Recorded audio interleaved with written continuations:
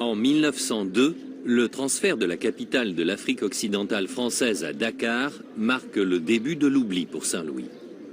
Paradoxalement, cet abandon a peut-être été une chance.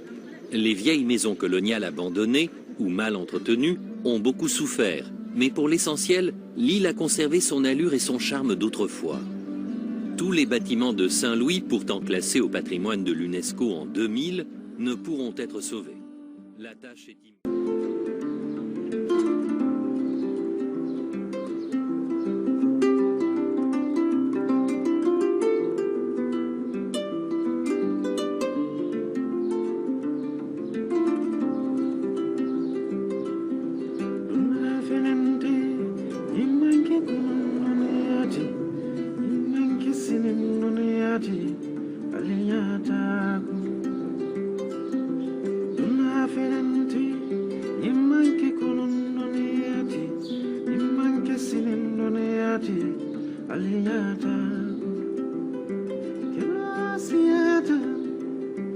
Hello, Sangarta.